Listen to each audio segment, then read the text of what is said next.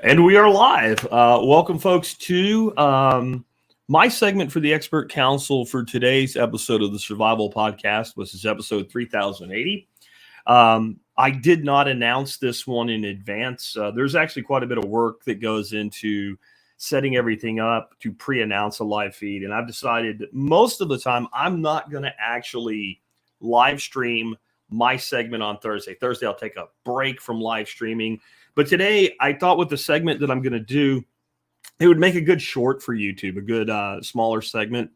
And this is just the easiest way to get online. So maybe I'll start doing some sort of insiders list or something for stuff like this, where only people on it get the pre-announcement or something like that instead of running TSPC Live. Usually you can see whatever we're going to be doing live next at tspclive.com. That, of course, will be Out Back with Jack tomorrow, full episode. It will be fire. Make sure you come if you get a chance. Always, any of these live segments are also archived. I don't believe in like doing live streams and having them disappear. If I didn't want information out there, I wouldn't put it out there. And that's a little bit of delay to let people come on. And we're going to start the segment now. Here we go. So with my anchor segment for the podcast today, I want to talk about a quote that I heard today from Thomas Sowell. And I was listening to, I believe it was Robert Breedlove's podcast, Anthony Pompliano's podcast, the Pomp podcast is where I heard this. And I don't even remember what the rest of the episode was. I only caught the very beginning. It was like I was listening to something and then it ended and it went on to my next podcast in the feed.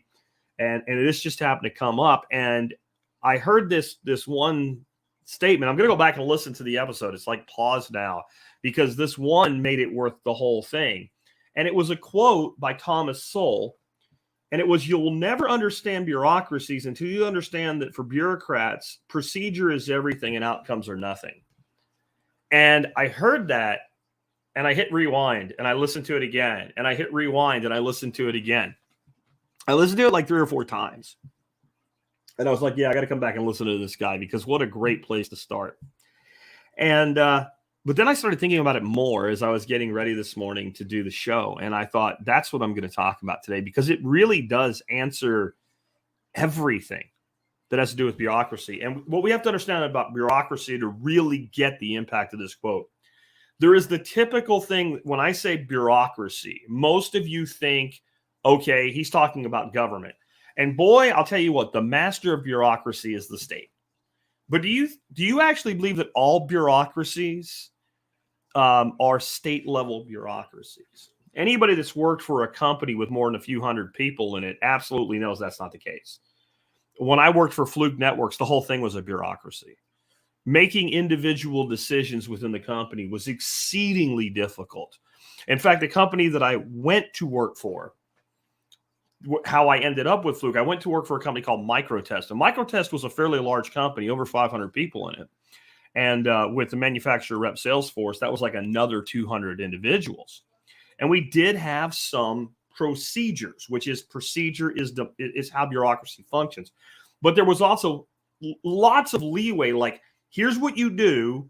And if you don't follow procedure, okay, if you're at a high enough level to be trusted to be out there, selling the company to corporations and entities and whatever, then obviously you have enough intelligence to make decisions on the fly. Do whatever you want. That's what we were told as managers. Do whatever you want, but damn well be able to explain what you did. I love that. That's why I took the job. 6 months into it, Danaher, who owned Fluke Networks, bought us, and that all went away. And it made me miserable for 3 years. Absolutely 3 years of fighting my own company to do the right thing for my customer and the right thing for my company. So there's bureaucracy everywhere. But let's think of the quote again. You will never understand bureaucracies until you understand that for bureaucrats, procedure is everything and outcomes are nothing. Nothing. The outcome is irrelevant as long as you follow the procedure. This is called how not to get your ass fired or in trouble or sued.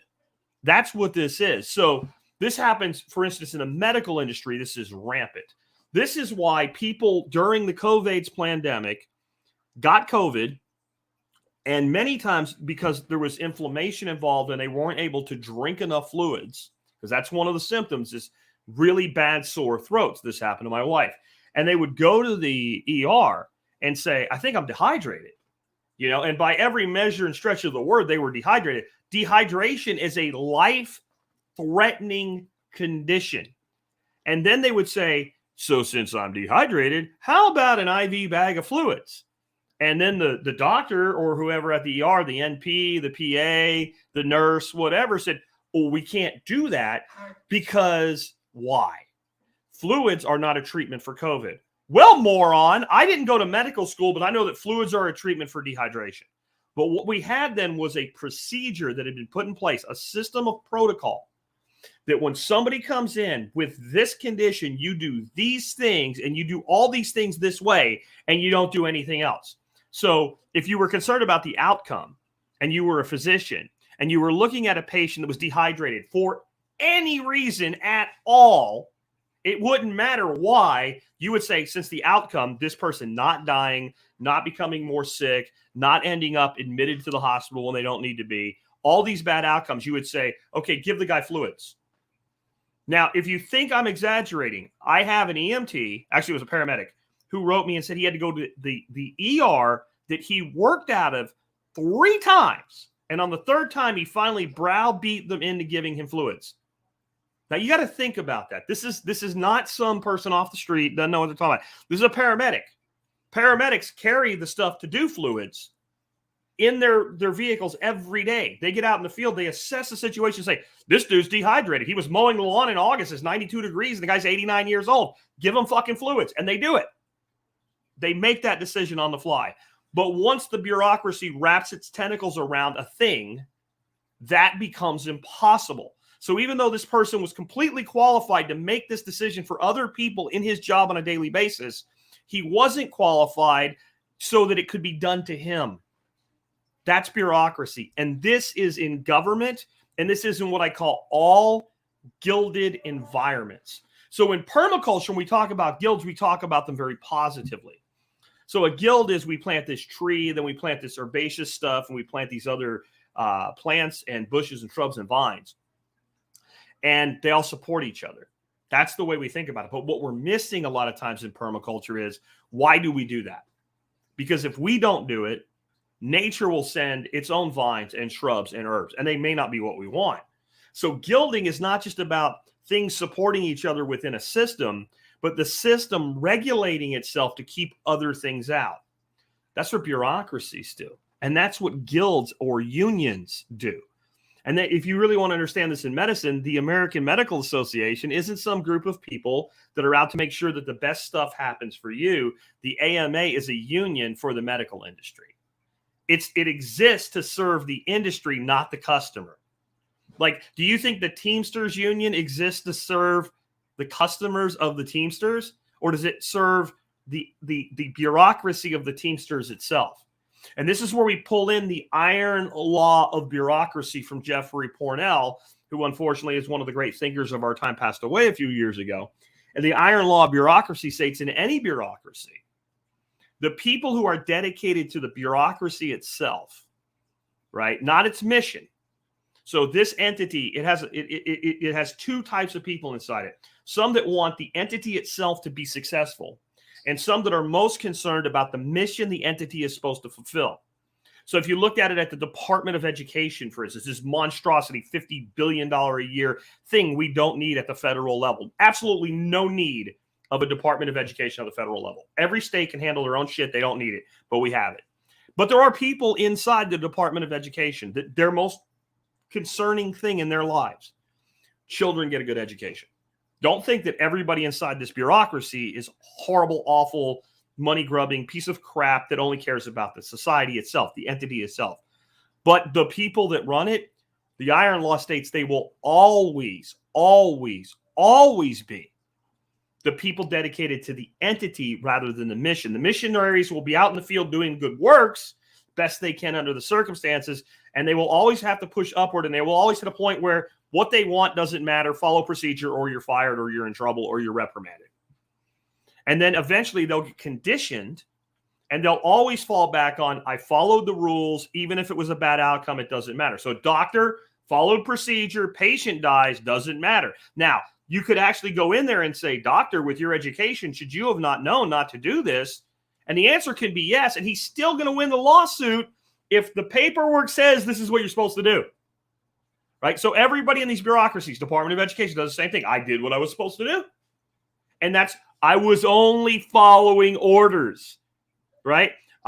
Police tell you all the time, I don't really want to do this, but what can I do? It's my job. I'm just doing my job. I'm only following orders. It is the natural outcome of bureaucracy, and it is why they exist.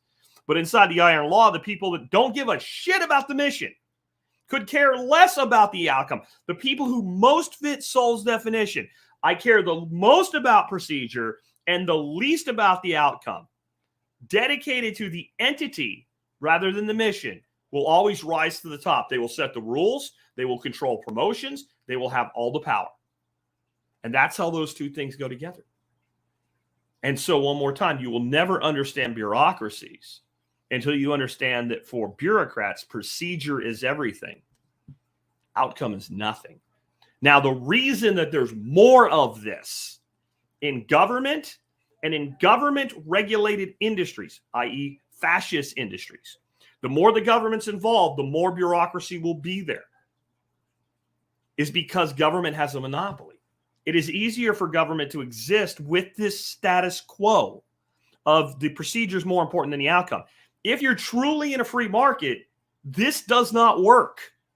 Because if you buy a product and it doesn't work, and you will go find another product. If you use a service provider and they suck, you will go find another service provider. So if they only stick to procedure and protocol, they will fail. But within the bounds of government and heavy government regulation, bureaucracy is everything, and it will always save your ass. So if you've ever wondered why the government sucks so bad, and this ties back in, if you're on the live stream or watching the video here after it's put up, you didn't hear it. Ron Paul was on the show today. You can go look up the audio episode of the show, 3080, at thesurvivalpodcast.com. And he talked about how government always makes the situation worse. What's interesting is when Ron Paul's folks sent over the segment, I didn't listen to it or review it. And these two, again, fit. It seems so often my anchor segment and the Ron Paul segments fit so well in my show together. And it's usually not planned. And I think it's just because if you think in the forms of being a freedom maximalist, we talk in cryptocurrency about being a Bitcoin maximalist or whatever. I like the term Robert Breedlove uses, a freedom maximalist.